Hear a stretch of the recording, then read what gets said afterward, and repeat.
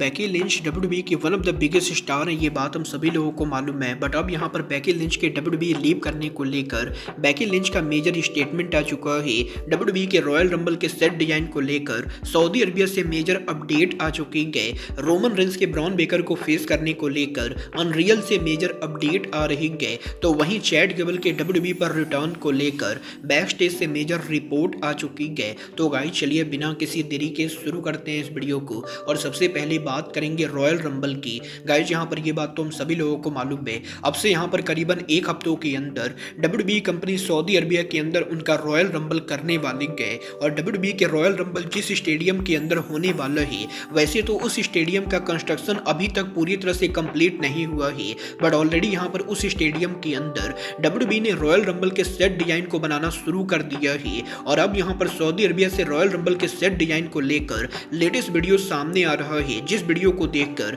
ये यहाँ पर हमें क्लियर पता चल रहा है कि डब्ल्यूडब्ल्यूई के इस साल के रॉयल रंबल का सेट डिजाइन डब्ल्यूडब्ल्यूई के पिछले कुछ साल के रॉयल रंबल के मुकाबले काफी बड़ा होने वाला है। और जहां पिछले कुछ सालों से डब्ल्यूडब्ल्यूई कंपनी जब से रॉयल रंबल को स्टेडियम में कर रही है, कंपनी यहाँ पर काफी स्मॉल सेट डिजाइन लगाती है, वहीं इस साल सऊदी अरबिया के अंदर जायंट सेट डिजाइन लगाने वाली है। और नॉर्मली यहाँ पर डब्ल्यूडब्ल्यूई कंपनी जहां पिछले कुछ सालों से सेट डिजाइन के नाम पर रॉयल रंबल के ऊपर छोटा सा टनल बना रही थी, वहीं इस साल रॉयल रंबल के ऊपर हमें यहाँ पर जायंट स्क्रीन देखने को मिलने वाला है। और जिस तरीके से लास्ट ईयर समर स्लैम के ऊपर डब्ल्यूडब्ल्यूई ने जायंट सेट डिजाइन बनाया था, उसी तरीके से रॉयल रंबल के ऊपर भी लंबे टाइम के बाद कंपनी यहाँ पर किसी स्टेडियम में रॉयल रंबल के लिए जायंट सेट डिजाइन तैयार कर रही है। और डब्ल्यूडब्ल्यूई के सऊदी अरबिया में रॉयल रंबल का सेट डिजाइन डब्ल्यूडब्ल्यूई का one of the most unique set design होगा। और देखना दिलचस्प होगा कि ये जायंट सेट डिजाइन जब कंप्लीट होता है तो ये एग्जैक्टली कैसा दिखता है। बट गाइस चलिए फिलहाल आगे बढ़ते और बात करते हैं डब्ल्यूडब्ल्यूई सुपरस्टार बेकी लिंच की।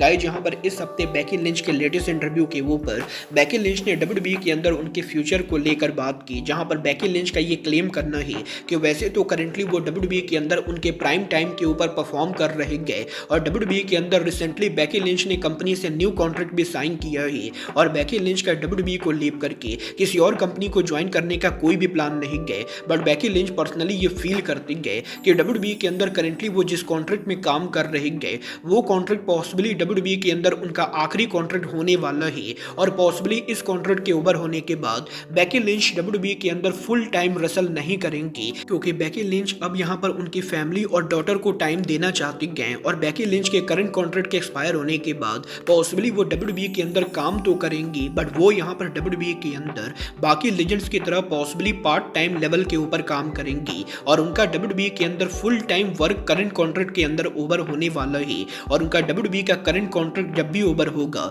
वो यहाँ पर पॉसिबली फुल टाइम करियर से रिटायरमेंट लेने वाली है। और देखना दिलचस्प होगा कि बेकी लिंच डब्ल्यूडब्ल्यूई पर कितने लंबे टाइम तक फुल टाइम काम करती हैं। बट गाइस चलिए फिलहाल आगे बढ़ते हैं और बात करते हैं डब्ल्यूडब्ल्यूई की एब्सेंट सुपरस्टार चैट गेबल की। बात करें अगर यहाँ पर चैट गेबल की, तो ये बात तो हम सभी लोगों को मालूम है, चैट गेबल काफी लंबे टाइम से डब्ल्यूडब्ल्यूई की सोच पर हमें देखने को नहीं मिलेंगे। बट यहीं अभी सबसे इस चीज को लेकर रिपोर्ट आ रही है कि चैट गेबल फाइनली यहाँ पर इस हफ्ते डब्ल्यूडब्ल्यूई के मंडे नाइट रॉ के ऊपर कंपनी के ऊपर रिटर्न करने वाले गए। और जहां इस चीज को लेकर रूमर चल रही थी कि चैट गेबल का रिटर्न पॉसिबली सऊदी अरबिया में रॉयल रंबल पर होगा, अब यहाँ पर पीडब्ल्यू इनसाइडर का ये क्लेम करना है कि चैट गेबल का रिटर्न रॉयल रंबल से पहले ही होने वाला है। और इस हफ्ते डब्ल्यूडब्ल्यूई कंपनी जब रॉयल रंबल का go home edition Monday night Raw करेगी, तो कनाडा में टोरंटो में डब्ल्यूडब्ल्यूई के रॉ के ऊपर चैट गेबल रिटर्न करने वाले गए। बल देखना दिलचस्प होगा कि मंडे नाइट रॉ के ऊपर जब चैट गेबल वापस आते गए, तो एल ग्रांडो अमेरिकानो के साथ उनकी स्टोरी लाइन का क्या होता है।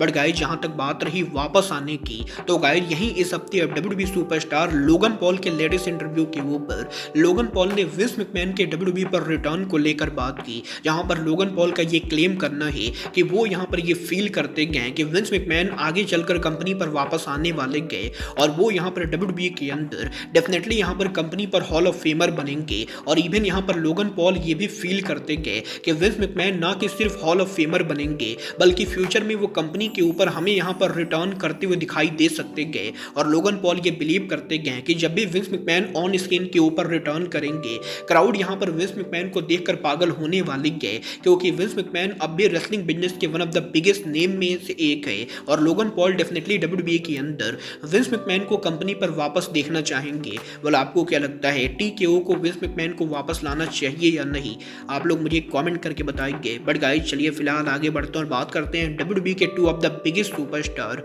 ब्रॉन बेकर रोमन रेंस की। गाइस यहाँ पर ये बात तो हम सभी लोगों को मालूम है, काफी सारे लोग यहाँ पर ब्रॉन बेकर को WWE का अगला रोमन रेंस, गोल्डबर्ग या ब्रॉक लेसनर बोलते गए और ऑलरेडी ये कंफर्म माना जा रहा है कि WWE के अंदर पिछले 10 सालों में रोमन रेंस के मोस्ट ओवर पुश होने के बाद अब ब्रॉन बेकर रोमन रेंस के बाद वो दूसरा बड़ा नाम होने वाला है जिसे कंपनी रोमन रेंस की तरह ओवर पुश करेगी और रोमन रेंस की जगह WWE के ऊपर अब यहाँ पर ब्रॉन बेकर लेने वाले गए। और यहीं अब ब्रॉन बेकर के WWE में रोमन रेंस के फेस करने को लेकर अनरियल से मेजर अपडेट आ रहे गए। गाइज यहाँ पर WWE अनरियल सीजन 2 के ऊपर WWE कंपनी ने ये कंफर्म किया है कि ओरिजिनली लास्ट ईयर WWE के अंदर समर स्लैम के ऊपर रोमन रेंस और ब्रॉन बेकर पहली बार आमने सामने होने वाले थे और WWE के ओरिजिनल प्लान के हिसाब से रोमन रेंस और जे उसो समर स्लैम पर टैग मैच में काम ना करके बल्कि 1-on-1 सिंगल मैच के अंदर ब्रॉन बेकर और रोमन रेंस का मैच बुक करने वाली थी। बट समर स्लैम के कुछ टाइम पहले WWE के अंदर इस मैच के प्लान को ड्रॉप कर दिया गया और WWE के अंदर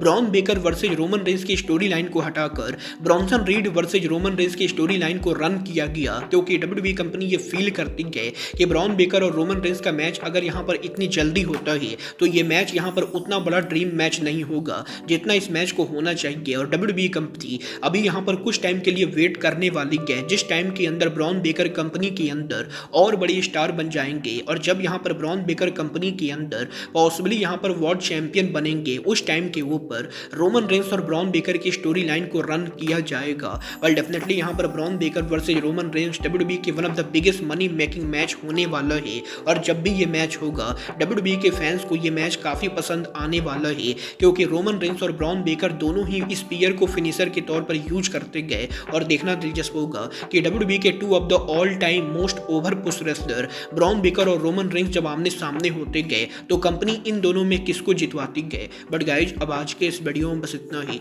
मैं मिलता हूँ आपसे अपने अगले वीडियो में। बट गाइज तब तक के लिए good bye, good night and bang.